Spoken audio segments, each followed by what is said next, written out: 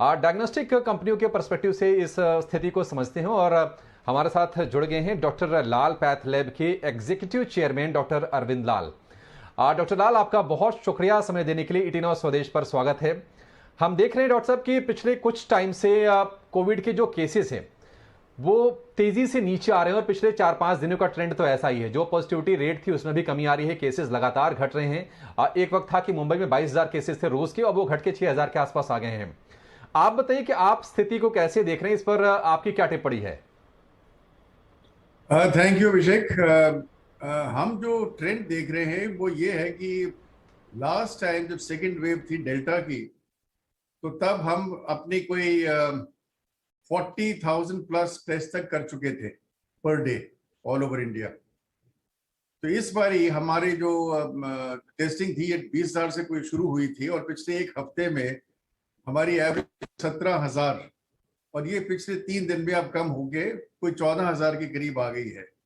तो डेफिनेटली जो number of cases हैं ये कम हो रहे हैं।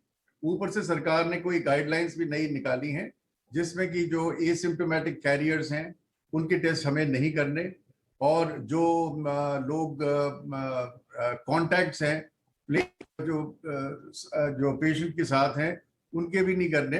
तो इससे भी नंबर्स आपके कम हो सकते हैं।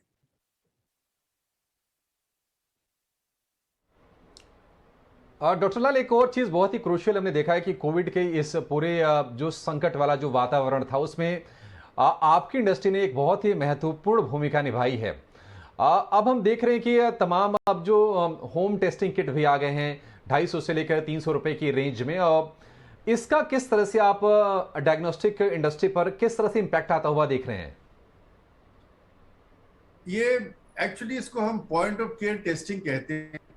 सूनर देन लेटर ये हर जो टेस्ट है आपके आगे चल के पिछले अगले 5 साल में 10 साल पे ये काफी सारे टेस्ट आप घर पे कर सकेंगे। जो बात रही आज कोविड की, तो ये कोविड टेस्टिंग के लिए अब ये जो डायग्नोस्टिक किट्स बनाई हैं जिनको हम रैपिड टेस्ट कहते हैं, रैपिड एंटीजन टेस्ट जो घर पे आप कर सकते हैं, इनकी सेंसिटिविटी और स्पेसिफिसिटी अच्छी हो गई है। तो हमारी तरफ से कोई हमें ऑब्जेक्शन नहीं है कि अगर लोग घर पे बैठे अपने टेस्ट कर ले। So this is good for the patient and that is what we stand for.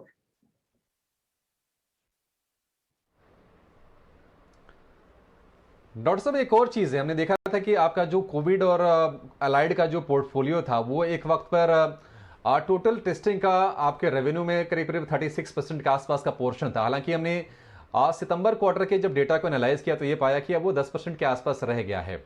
आपको क्या लगता है कि अब बाकी जो नॉन कोविड जो टेस्ट हैं जैसे जैसे सामान्य होगी स्थिति तो वहां से ज्यादा बेहतर ट्रैक्शन आएगा और आप इस इंडस्ट्री के लिए भी आगे की राह और बेहतर होगी यहां से?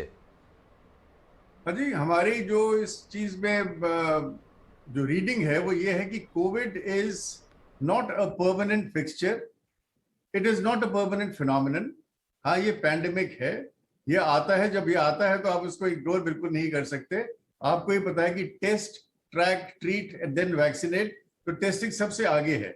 और उसका ये मतलब नहीं कि टेस्टिंग हमेशा सबसे आगे रहेगी। हमारे पास और भी बड़े और बीमारियां हैं जैसे कि डायबिटीज है, हाई ब्लड प्रेशर के मरीज हैं, और कार्डियक पेशेंट्स हैं, और लिवर फेलियर के पेशेंट्स हैं, और किडनी और लंग्स वगैरह के हैं। तो ये सारे के सारे पेशेंट्स इन्होंने फर्स्ट 2 टाइम्स में बहुत सफर करा है। ये बीमारियां जा नहीं रही क्योंकि इन बीमारियों से 65% आपकी जो पॉपुलेशन है उनकी डेथ होती है। तो कोविड क्योंकि इस वक्त छाया हुआ है तो इनकी टेस्टिंग थोड़ी कम हुई थी और इनको हम नॉन कोविड टेस्ट कहते हैं। हमारी तरफ से ये वापस आ चुके थे, ये before this omicron wave came. जी सर, एक आखिरी सवाल। अब देखिए बजट यहाँ से बमुश्किल 12-14 दिन रह गए हैं बजट को पेश होने में, और हम देखेंगे कि जैसे कि हर साल होता है कि हेल्थ पर सरकार का फोकस होगा, उसमें भी रूरल पर ज़्यादा फोकस हम देखेंगे, और हेल्थ इंफ्रा पर भी शायद कुछ वित्त मंत्री बजट में ऐलान करें। आपके सेक्टर की और आपकी क्या डिमांड है वित्त मंत्री से इस बजट को लेकर? हमारी सबसे बड़ी जो डिमांड ये है कि हेल्थ के ऊपर जो गवर्नमेंट ऑफ इंडिया की जो स्पेंडिंग थी वो हार्डली 1.4% ऑफ जीडीपी थी।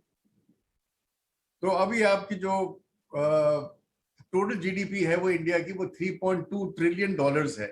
तो अगर इसको सारी चीजों को आप कन्वर्ट करेंगे, और भारत सरकार इस चीज से वचनबद्ध है कि 2025 तक इसका जो बजट है हेल्थ केयर का, ये 2.5% सरकार स्पेंड करना शुरू करेगी।